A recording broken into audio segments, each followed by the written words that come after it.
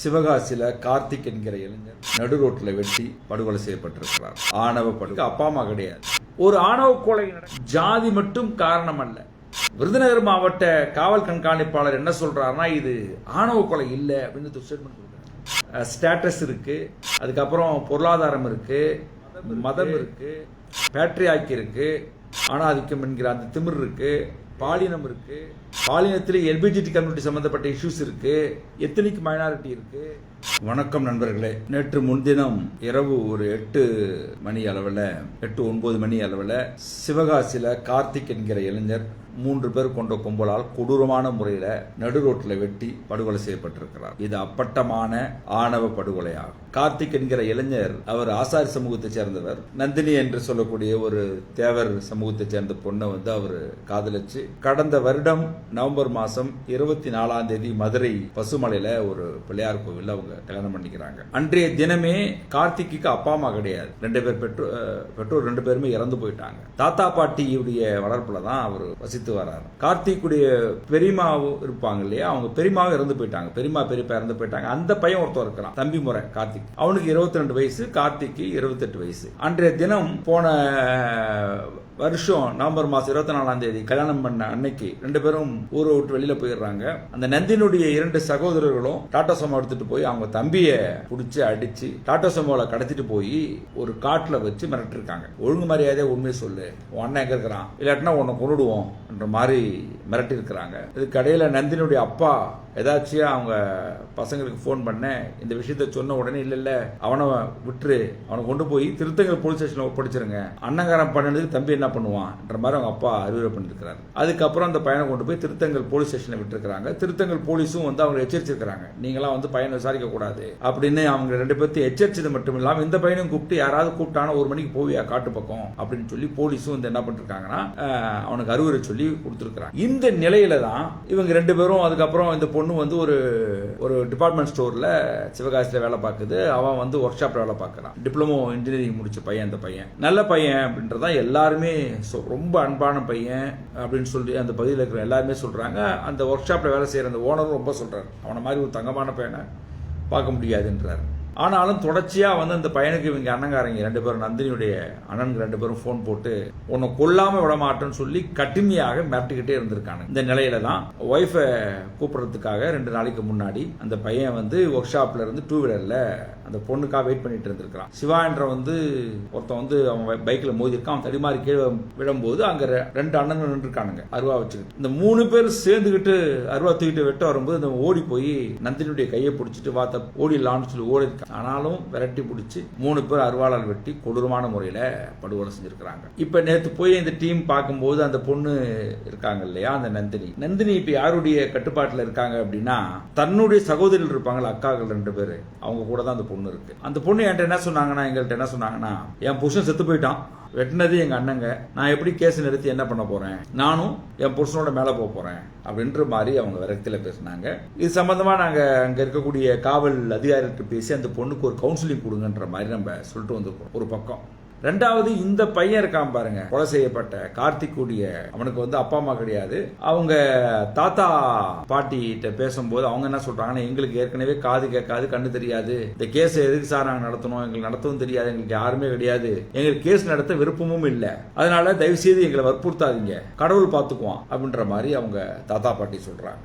ஒரு ஆணவ கொலை நடக்குது, பட்டியல் சாதியில தலித் சமூகத்தில் ஆணவ கொலை நடக்குது அப்படின்னாக்க நம்ம பார்த்த இந்த வரலாறுல அது கோகுல்ராஜ் ஆணவ படுகொலையா இருக்கலாம், சங்கர் ஆணவ படுகொலையா இருக்கலாம், பல ஆணவ படுகொலை நம்ம பார்த்துட்டு இருக்கோம். தமிழ்நாடே போய் திரண்டு நம்ம நிற்போம், எல்லா இயக்கங்களுமே போராடுவோம், களத்துல போய் நின்று வீரமிக்க போராடுவோம். ஆனா கார்த்திக்குடைய ஆணவ படுகொலையில பாக்குறேன் ஒரு 10 பேர் கூட இல்ல. அவங்க எல்லாம் யாருன்னு இருக்கக்கூடிய அந்த 10 பேரும் யாருன்னா, அவங்க கூட வேலை செய்யற அந்த ஒர்க் ஷாப்ல வேலை செய்யற தொழிலாளர்கள், அந்த முதலாளி.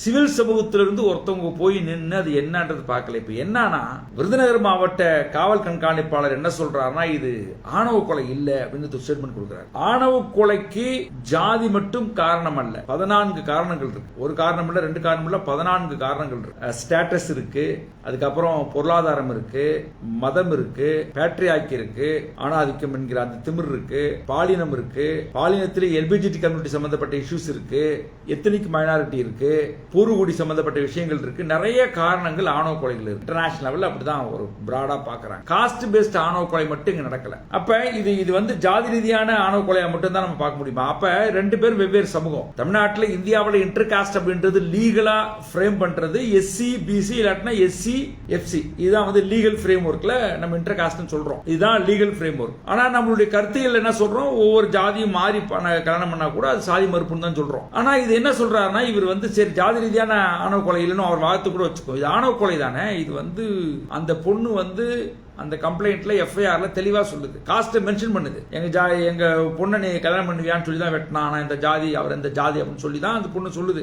சரி பிசிக்குள்ள நடந்தா அது வராதானாக்கா அப்ப வந்து வருது இல்ல, என் தங்கச்சி நீ எப்படி கல்யாணம் பண்ணலாம்? அப்ப ஒரு பொம்பளோட உடம்ப எப்படி பாக்குறான்னா சாதியினுடைய தூய்மை நிறுவனமா பாக்குறான், காஸ்ட் பியூரிட்டி இன்ஸ்டிடியூஷனா பாக்குறான். என் ஜாதிக்கார பொண்ணுக்கு, என் பொண்ணுக்கு, என் மகளுக்கு, என் தங்கச்சிக்கு, என் அக்காவுக்கு என் ஜாதிக்காரனை கல்யாணம் பண்ணி கொடுத்தா என் ஜாதி காப்பாற்றப்படுது என்கிற ஒரு மித்து ஆண்டு காலமாக இருந்துகிட்டு அதனுடைய வடிவம் தான் இது. லதா சிங் வெர்சஸ் யூபி என்கிற வழக்குல அவங்க சொல்லுவாங்க, ஒரு பெண்ணுடைய திருமணம் செய்கிற உரிமையில யாரும் குறுக்கீடு செய்யக்கூடாது. அதுதான் வந்து சொல்லப்படுது. திருமணம் செய்யக்கூடிய உரிமையில யாரும் குறுக்கீடு செய்யக்கூடாது. ஆணவ கொலைன்றான். அவருடைய பர்சனல் சாய்ஸ். நந்தினி அந்த சாய்ஸை தேர்ந்தெடுத்தாங்கன்றதுக்காக தான் இந்த படுகொலை நடந்திருக்கு. இன்னும் 2 வழக்கு இருக்கு. ஆஷா ரஞ்சன் வெர்சஸ் பீகார், இன்னொரு வழக்கு இருக்கு விகேஷ் யாதவ் வெர்சஸ் யூபி. இந்த 2 வழக்குல என்ன சொல்றாங்கன்னா, இந்து திருமண சட்டம் சாதி மறுப்பு திருமண சட்டத்துக்கு எதிரானது இல்லைன்றாங்க. 1857 கொண்டு வரப்பட்ட ஹிந்து மேரேஜ் ஆக்ட் ரொம்ப கிளியரா இருக்கு. இதெல்லாம் சொல்லப்படுது. ஆனா இவங்க என்ன பண்றாங்கன்னா, இங்க இருக்கக்கூடிய அபிஷியல்ஸ்க்கு என்னன்னா ஆணவ கொலைனா என்னன்றது தெரியல. எஸ்பி ஒரு ஸ்டேட்மெண்ட் கொடுக்கறதுனால இன்னைக்கு இருக்கிற ஊடகங்கள் அதை அச்சப்படுறாங்க.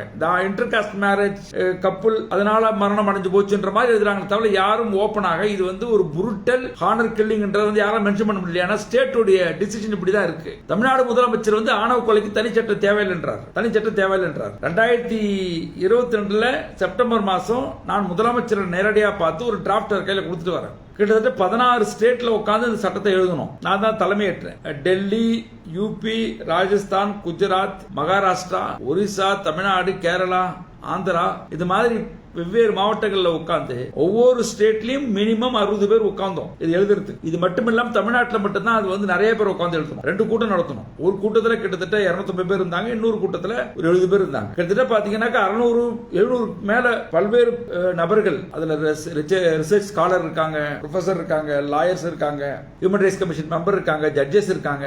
எல்லாம் எழுதிதான் நான் கொண்டு போய் முதலமைச்சர் கொடுத்தேன். அவர் அது என்ன ஒண்ணுமே அவர் மூவ் பண்ணலன்னு வைங்க. இப்ப இந்த வழக்கு இருக்குல்ல, கார்த்திக் வழக்கு இருக்குல்ல, இது வந்து ஒரு விதமான என்ன சொல்றது, இந்த வழக்கே இப்ப அனாதை வழக்கா இருக்கு. யார் கேஸ் நடத்துவா? கேஸ் யார் நடத்துவா? ஒரு வழக்கு இருக்குன்னு வச்சுங்களேன். வழக்குல பொண்ணு அவர் கேஸ் நடத்துற மாதிரி மனநிலை இல்ல, பையனோட குடும்பத்தினர் யாரும் இல்ல, அவங்க கேஸ் வந்து நடத்துறதுக்கு மாதிரி இல்ல. இந்த கேஸே இப்ப அனாதை கேஸா இருக்கு. ஒரு தேர்ட் பார்ட்டி போய் உள்ள நடத்த முடியாது, லீகலா சிக்கல் இருக்கு. அப்ப ஸ்டேட் தான் ஒரு பார்ட்டியா இருந்து என்ன பண்ணுவாங்க, வாதியா இருந்து இந்த கேஸ் நடத்தணும். ஸ்டேட்டுக்கு என்ன அக்கறை இருக்குன்னு சொல்ல முடியாது. இந்த எல்லாம் இதுல சிக்கல் இருக்கு. அதனால ஆணவ கொலைக்கு தனிச்சட்டம் ஏற்றுங்க. இப்ப இதுவரை இந்த கேஸோட 9 ஆணவ கொலை 2024 இந்த கடந்த 6-7 மாசத்துல 9 இது நடந்திருக்கு. எங்களுக்கு தெரிஞ்சு எவிடன்ஸ் அமைப்புக்கு தெரிஞ்சு இவ்வளவு ஆணவ கொலை நடந்திருக்கு. எங்களுக்கு தெரியாத பல ஆணவ கொலை நடக்கும். ஆனா நம்ம சொல்ற அந்த பேட்ரியாக்கெல்லாம் சேர்த்து நிறைய வரும். நம்ம காஸ்ட் ரீதியான ஆணவ கொலை மட்டும் இல்ல, பெண்களை வந்து கணவன்மார்கள் மனைவிமார்கள் மீது சந்தேகப்பட்டு கொள்ற வழக்கே கிட்டத்தட்ட 120 கேஸ் வருது பெர் இயர். அதெல்லாம் ஒரு விதத்துல வந்து பாத்தீங்கன்னா ஹானர் கில்லிங்கா தான் வரும். அது பேட்ரியாக் மைண்ட் செட் நடத்தப்படுற ஆணவ கொலையா தான் பார்க்கணும் இது. சோ இப்ப ஒரு பக்கம் ஆணவ கொலை சட்டம் ஏற்றுன்னு போராடிட்டு இருக்கோம், இன்னொரு பக்கம் இதெல்லாம் ஆணவ கொலை இல்லைன்ற அளவுக்கு தான் ஹையர் அபிஷியல் ஐபிசி அதிகாரிகள் சொல்ற போக்கு இருக்கு பாருங்க. இது வந்து எப்படி எடுத்துக்கிறதே தெரியல, அந்த அளவுக்கு தான் உங்களுக்கு இருக்கு. நேஷனல் லா கமிஷன் 2012 கொடுத்த ஒரு டிராஃப்ட் இருக்கு, unlawful assembly interference with freedom of matrimonial alliance இருக்கு. அதிலும் திருமணம் சம்பந்தப்பட்டதான் சொல்ல வராங்க. அந்த காஸ்ட்ன்றத ரொம்ப அவங்க சொல்ல, அது சாய்ஸ், என்னுடைய திருமணம் பண்ணிக்கொள்கிற உரிமையில குறிக்கிடுன்றதான் இதை நம்ம பார்க்கணும். நீங்க என்ன நம்ம ஏற்கனவே ஒரு டெஃபினேஷன் கண்டுபிடிச்சே 25 வருஷம் ஆச்சு இந்த ஃபீல்டுல. நம்ம எல்லாரும் காதலுக்கு வந்து சாதி தடையா இருக்குன்னு சொல்றோம் பாருங்க, அது பொய். காதலுக்கெல்லாம் சாதி தடையா கிடையாது, சாதிக்கு தான் காதல் தடையா இருக்கு. சாதியை வந்து காதல் உடைக்குது. அதுக்காக தான் வந்து அவன் என்ன பண்றான்னாக்க இந்த வேலையை பண்றான். ஒன்று. இரண்டு வந்து என்ன இதில் முக்கியமாக பார்க்க வேண்டியது இருக்கு. நான் ஏன் கொலை பண்ணுறான், ஒரு பொண்ணு வந்து தன்னை மீறி போய் கல்யாணம் பண்ணிக்கிறா அப்படின்னு பார்க்கும்போது அப்போ அவன் என்ன நினைக்கிறான் அப்படின்னா, தன்னுடைய கௌரவம் போயிடுச்சு, தன்னுடைய மானம் போயிடுச்சு, ஜாதி மானம் போயிடுச்சு, குடும்ப மானம் போயிடுச்சு அப்படின்னு நினச்சிக்கிட்டு இந்த கொலையை செய்ததன் மூலம் அதை மீட்டுட்டோம் அப்படின்ற மாதிரி அவங்களே நினச்சிக்கிறானுங்க. இது பெரிய ஒரு மித்து, ஒரு பைத்தியக்காரத்தனம், ஒரு அயோக்கியத்தனம். இது எனக்கு இந்த வழக்கில் நான் ஒரு தலித் ஆக்டிவிஸ்ட், இது எனக்கு என்ன ரொம்ப எல்லாருமே தான் இது ஒரு கிரிட்டிசைஸ் பண்றோம். நம்ம ஒரு வழக்கில் நம்ம போய் நிக்கிறோம்ல, அது மாற்று சமூகம்னா ஏன் அந்த குரல் பெருசா வரமாட்டேதுன்னு எனக்கு புரியலங்க. யாரும் போய் நிக்கலன்றது எவ்வளவு பெரிய சோகம் பாருங்க. சில ஆணவ கொலைகளுக்கு நம்ம வந்து இன்னைக்கு இப்ப பேசுறோம் இல்லையா, இப்ப சுவாதி படுகொலை அப்ப வந்து உலகமே பேசிச்சு நுங்கம்பாக்கம் ஸ்டேஷன்ல. நந்தினி படுகொலையில வந்து யாரும் கண்டுக்கல, ஏன்னா அது ஒரு சேரி பொண்ணு, கருப்பு நிற தோல், அது ஒரு பறையர் பொண்ணு, அது எங்கேயாவது ஒரு இடத்துல ரேப் பண்ணி கொல்லப்படும் போது ஒரு நாயும் போல எட்டி பார்க்கல, காக்க எட்டி பார்க்கல. ஆனா இதுவே சுவாதி கொல்லப்பட்ட போது நம்ம தமிழ்நாடு முழுக்க கொந்துருச்சு. அப்போ எதிர்கட்சி தலைவராக இருந்த மு க ஸ்டாலின் வீட்டுக்கு போனாரு, அமைச்சர்கள் வீட்டுக்கு போனாங்க, டிஜிபி போனாரு, ஹியூமன் ரைட்ஸ் கமிஷன் வந்து சோமூட்டு எடுத்து கேஸ் நடத்தினாங்க. ஒவ்வொரு நாளும் வந்து எல்லா பத்திரிகையும் தலைப்புச் செய்தியா வந்துச்சு. அப்ப என்ன பார்க்கின்றோம், ஒரு விஷயம், நம்ம இன்ஃபோசிஸ்ல வேலை பார்த்தா தோல் சிகப்பா இருந்தா, மேட்டுக்குடியா இருந்தா, சென்னையா இருந்தா, டெல்லியா இருந்தா, மும்பையா இருந்தா குரல் கொடுக்கறது வேற. அதுவே வந்து கிராமப்புறமா இருந்தா, ஏழையா இருந்தா, அந்த ஏழையிலேயே வந்து கருப்பு தோலா இருந்தா, அதுலயும் வந்து அவ சேரிக்கார பொண்ணா இருந்தா குரல் கொடுக்கறதில்ல. இப்படி கிரிட்டிசைசேஷன் பண்ணிட்டு இருக்கோம்ல, அது ஒரு பக்கம். ஆனால் இந்த பொலிட்டிக்கல் வாய்ஸ், நீதிக்கான குரல்ங்கிற போது அட்லீஸ்ட் ஒரு தலித்துகள் பாதிக்கப்படும் போது கூட நம்ம எல்லாரும் ஒன்று சேர்ற நாம, ஒரு பையன் அது எந்த சமூகமா இருந்துட்டு போறான், அப்பட்டமான இது ஒரு புருட்டல் மர்டர் இருக்கு. ஆனா அங்க எவனும் போய் எட்டி பார்க்கலன்றது கேவலம், சிவில் சமூகத்துடைய தோல்வியான சுட்டிக்காட்ட விரும்புறேன். இந்த நிலையில மு க ஸ்டாலின் சொல்றாரு, முதலமைச்சர் சொல்றாரு, இங்க வந்து தேவையில்லைன்றாரு. ஆளுங்கட்சியா இருக்கும்போது, எதிர்கட்சியா இருக்கும்போது ஒரு மாதிரி பேசுறாரு. அவர்கிட்ட போய் நாங்க இதுவே வந்து ஆணவ கொலைக்கு தனிச்சட்டம் தேவைன்றதை கனிமொழி வந்து சட்ட இதுல பார்லிமெண்ட்ல பேசியிருக்காங்க, திருச்சி சிவா பேசியிருக்காரு, திமுக எம்பிக்கள் பேசியிருக்காங்க. நான் டெல்லியில போய் 45 எம்பிக்கள் தனித்தனியா மீட் பண்ணிட்டு வந்தேன். இந்த டிராப்டை கையில கொடுத்து இது பார்லிமெண்ட்ல இது பேசுகின்ற மாதிரி ஒவ்வொரு எம்பியும் தனித்தனியா பார்த்து 45 எம்பியை பார்த்து தனியா கொடுத்துட்டு வந்தோம். இப்ப நாங்க உருவாக்குற அந்த டிராப்ட் கூட எல்லா லாங்குவேஜ்லயுமே மொழிபெயர்த்து வச்சிருக்கேன். நான் இங்கிலீஷ்ல இருக்கு, தமிழ்ல இருக்கு, கன்னடா இருக்கு, தெலுங்கு, ஹிந்தி, ஒரியா, அட்லீஸ்ட் 8-9 லாங்குவேஜ்ல வச்சிருக்கோம். அந்த இது குஜராத்தி, அங்கேயும் போய் சட்ட கவர்மெண்ட்லயும் கொடுத்து பிரஷர் ஏற்படுத்தணும். இவங்க எல்லாமே ஒரு பொய்யான ஆட்டத்தை வந்து ஆடிட். இதுல என்ன நடக்குதுன்னா, எவ்வளவு ஃப்ராட் தரம் பண்றாங்கன்றது நல்லா புரிஞ்சுக்கணும். லாஸ்ட் இயர் 2023 பிப்ரவரி மாசம் 24 கொஸ்டின் அவர்ஸ்ல லோக்சபால ஒரு தகவல் சொல்றாங்க. தமிழ்நாட்டில் 2017 இருந்து 2021 வரை 5 ஆண்டுகள்ல 3 ஆணவ கொலை நடந்திருக்கிறதா சொல்றாங்க. நாங்க அந்த சமயத்தில் எங்களுடைய ஆய்விலே கிட்டத்தட்ட நாங்க 40 எடுத்து வச்சிருக்கிறோம். நான் பேசுறது காஸ்ட் பேஸ்ட் ஆணவ கொலை மட்டுமே எடுத்து வச்சிருக்கோம், அவ்வளவு எடுத்து வச்சிருக்கோம். ஆனா 3 ஆணவ கொலை தான் இருக்காங்க. அவங்க நேஷனல் லெவலில் என்ன சொல்றாங்கன்னாக்க, வருஷத்துக்கு தேசிய அளவில் புள்ளி விவரங்களை சொல்றது வந்து பாத்தீங்கன்னா வெறும் 32, 25 தான் புள்ளி விவரம் கொடுக்குறாங்க. ஆனால் இன்டர்நேஷனல் லெவலில் இருக்கக்கூடிய அனைத்து ரிப்போர்ட்டுமே, இது ஆம்னஸ்டியா இருக்கலாம், இல்லை ஹியூமன் ரைட்ஸ் வாட்ச் ரிப்போர்ட்டா இருக்கலாம், இல்லை எம்ஆர்ஜி ரிப்போர்ட்டா இருக்கலாம், எல்லாரும் என்ன சொல்றாங்கன்னா, தமிழ்நாட்டில் வந்து இந்தியாவில் பெரிய 1000ன்றாங்க. இன்னைக்கு நீங்க ஆணவ கொலை எடுத்து இந்தியான்னு போடுங்க, அது வந்து தமிழ்நாடு வந்து ஒரு அலார்மிங் ஸ்டேட்டா இருக்கு. தமிழ்நாடு ரிப்போர்ட் தான் அதிகமாக ரிப்போர்ட் ஆகிருக்கு. இந்தியாவில் இந்தியா ஹானர் கிளிங், தமிழ்நாடு ஹானர் கிளிங் போடுங்க, தமிழ்நாடு ரிப்போர்ட் தான் அதிகமாக இருக்கு. இது தொடர்ச்சியா நம்ம இதை வந்து நம்ம 2012 அந்த வார்த்தை நம்ம தான் காயின் பண்ணி இது வெளியிட்டு வரோம். எவிடன்ஸ் உடைய பல ரிப்போர்ட்ஸ் வந்து பல யூனிவர்சிட்டில அது வந்து டிஸ்கஷன் எடுக்கப்பட்டிருக்கு, யூஎன்ல டிஸ்கஷன் எடுக்கப்பட்டிருக்கு. ஆனால் தமிழ்நாடு முதலமைச்சருக்கு தெரியல. எவிடன்ஸ் ரிப்போர்ட் எடுத்துட்டு 2019 சென்னை உயர்நீதிமன்றம் சோமோட்டோ எடுத்து ஆணவ கொலை ஏன் கட்டுப்படுத்தல அப்படின்னு கேள்வி கேட்டிருக்காங்க. ஆனா தமிழ்நாடு முதலமைச்சருக்கு இப்ப இருக்கிற முதலமைச்சருக்கு தெரியல. அப்ப மட்டும் கொந்தளிச்சாரு. கௌசல்யா வழக்கில் நம்ம எடுத்துக்கிட்டாக்க, கௌசல்யா வழக்கில் A1 விடுவிக்கப்படுறாரு சின்னசாமி. 2020 ஜூன் மாசம் 22 A1 குற்றவாளி விடுவிக்கப்படுறாரு. அப்ப ஸ்டாலின் எதிர்கட்சி தலைவர் அவர் சொல்றாரு, கௌசல்யா கவலைப்படாதீங்க, நாங்க உங்களோட இருந்து கேஸ் எடுத்து நடத்துவோம் அப்படின்னாரு. 2020 எதிர்கட்சியா இருக்கும்போது. அடுத்த வருஷமா சிஎம் ஆயிட்டாரு. இது வரங்க சுப்ரீம் கோர்ட்ல அந்த கேஸ் எடுக்கப்படல. 4 வருஷம் ஆயிடுச்சு. 4 வருஷமா அந்த கேஸ் எடுக்கப்படல. சுப்ரீம் கோர்ட்ல கொண்டு போய் டாக்குமெண்ட் கூட தமிழ்நாடு கவர்மெண்ட் கொடுக்கல. எவிடன்ஸ் தான் நாங்க தான் கலெக்ட் பண்ணி டிரான்ஸ்லேஷன் பண்ணி கொடுத்தோம். கிட்டத்தட்ட 5000 பக்கம் தமிழ்ல இருந்து ஆங்கில மொழிபெயர்த்து அதை கொண்டு போய் ஒவ்வொரு பேப்பரா கொடுத்துட்டு இருக்கோம். ஆனா இவருக்கு கூலா உட்காந்துட்டு ஒன்னும் தேவையில்லை.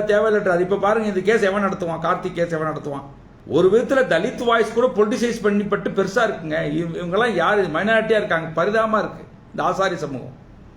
எப்படி இவ்வளவு ஒரு பொலிட்டிக்கல் பார்ட்டி கூட ஸ்டேட்மெண்ட் கொடுக்கல. சிபிஎம் ஆபீஸ்ல போய் இன்டர்காஸ்ட் மேரேஜ் பண்ணாங்கன்னு சொல்லி அடிச்சாங்கல்ல, ஒரு குரூப் போய் அடிச்சான் சிபிஎம் ஆபீஸ் நல்லையில. இன்டர்காஸ்ட் மேரேஜ் கப்பலுக்குன்னு ஒவ்வொரு டிஸ்ட்ரிக்ட்லயும் ப்ரொடெக்ஷன் செல் இருக்கணும்ன்றது ஹைகோர்ட் ஆர்டர். ஆயுத department, police department, social welfare department, 3 டிபார்ட்மெண்ட்டும் இணைந்து அவர்களை பாதுகாப்பதற்கென்று ஒவ்வொரு மாவட்டத்திலையும் மையம் இருக்கணும். திருநெல்வேலியில இல்ல, அதனால சிபிஎம் ஆபீஸ்க்கு போறாங்க. இது யார் மேல உள்ள தப்பு? ஸ்டேட்டை நம்ம எதிர்த்து கேள்வி கேட்கல.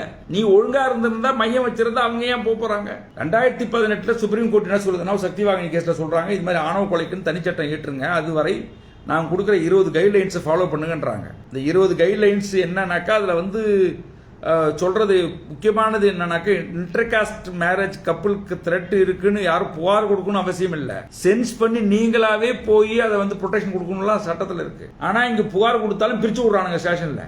அதனுடைய விளைவுதான் விருதுநகர் மாவட்ட எஸ்பி சொல்றாரு, இது ஆணவ கொலை இல்லைன்னு ஸ்டேட்மெண்ட் கொடுக்கிறாரு. லா என்போர்ஸ்மெண்ட் ஏஜென்சிக்கு ஹானர் கில்லிங் பத்தி ஒரு ட்ரைனிங் கொடுக்கணும்ன்றது சக்திவாகினி கேஸ்னுடைய 20 கைட்லைன்ஸ்ல லாஸ்ட் சாப்டர் சொல்லப்படுது. ஒரு ட்ரைனிங்கும் கிடையாது. அதனால அதனுடைய விளைவு தான் இதெல்லாம். ஒரு பக்கம் அவர் இது ஆணவ கொலையில வராதுன்றாரு, கேஸும் இன்னைக்கு அனாதை கேஸா கிடக்கு. ஸ்டேட் எடுத்து என்ன பண்ண போறாங்கன்னு தெரியல. சில நேரங்களில் கேஸ் நிறுத்தப்படுதுன்னா இப்ப ஆக்ட்ல வந்து ஒரு அமைப்பு கையிலே கொடுங்க. தமிழ்நாடு வந்து ஒரு அலாமிங் ஆணவ கொலை நடக்கக்கூடிய மாநிலமாக அது இருந்துகிட்டு தான் இருக்கு. நான் ரொம்ப வருத்தத்தோட பதிவு பண்றேன். இப்ப இந்த வழக்கெல்லாம் வந்து என்ன ரொம்ப கஷ்டமா இருக்கு. நம்ம எத்தனை அரசியல் படுகொலை பேசுறோம். அன்பு சகோதரர் ஆம்ஸ்டாங் படுகொலையெல்லாம் நம்ம எவ்வளவு பெரிய ஒரு தமிழ்நாட்டினுடைய ஒரு குரல் இருக்கு பாருங்க. அந்த அந்த அந்த அந்த எல்லாம் நம்ம கண்டிக்கிறோம் பாருங்க, அதே உணர்வோடு. ஆனா இந்த மாதிரி கொலைகளை நம்ம வந்து எங்கேயோ தவறு பண்றோம். நான் எதுவும் தலித் இயக்கங்களை மட்டும் நான் சார்ஜ் பண்ணல, சிவில் சமூகத்தை சார்ஜ் பண்றேன். அது ரொம்ப ரொம்ப கஷ்டமா இருக்கு. இதெல்லாம் நம்ம கண்டுக்காம போயிட்டு இருக்கோம் அப்படின்னாக்கா இது வந்து நாளைக்கு என்ன வேணா நடக்கும், எல்லாத்தையும் கொள்ளுவான்.